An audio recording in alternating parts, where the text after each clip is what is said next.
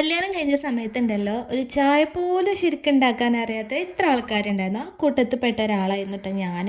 അന്നേരം ഇപ്പം ഞാൻ എല്ലാം ഉണ്ടാക്കാൻ പഠിച്ചു കേട്ടോ. അത് പിന്നെ പൊതുവേ പെൺകുട്ടികൾ അങ്ങനെ തന്നെ ആയിരിക്കുമല്ലോ. അപ്പോൾ ഇന്ന് ഞാൻ അടുക്കളയിൽ കയറിയിട്ടുള്ളത് എനിക്കിഷ്ടപ്പെട്ട ഒരാൾക്ക് എന്തെങ്കിലും സ്പെഷ്യലായിട്ട് ഉണ്ടാക്കി കൊടുക്കാമെന്ന് വിചാരിച്ചിട്ടാണ് കേട്ടോ.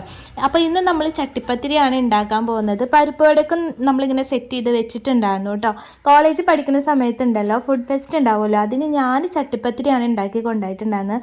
അന്നേരം കഴിച്ചിട്ട് അവർക്കൊക്കെ ഭയങ്കരമായിട്ട് ഇഷ്ടപ്പെട്ടു. പിന്നെ എനിക്ക് ഉണ്ടാക്കി കൊടുക്കാൻ പറ്റിയിട്ടുണ്ടായിരുന്നില്ല കേട്ടോ. അപ്പോൾ അന്ന് ഉണ്ടാക്കി കൊടുക്കാൻ പറ്റാത്തതിന് ഇന്ന് ഞാൻ ചട്ടിപ്പത്തിരി ഉണ്ടാക്കി കൊടുത്തയക്കുകയാണ് കേട്ടോ.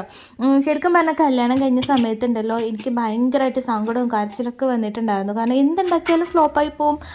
അപ്പം അന്നേരം ഞാൻ വിചാരിച്ചില്ല ഇന്ന് എനിക്കെല്ലാം ഉണ്ടാക്കാൻ പറ്റും എന്നുള്ളത് കേട്ടോ.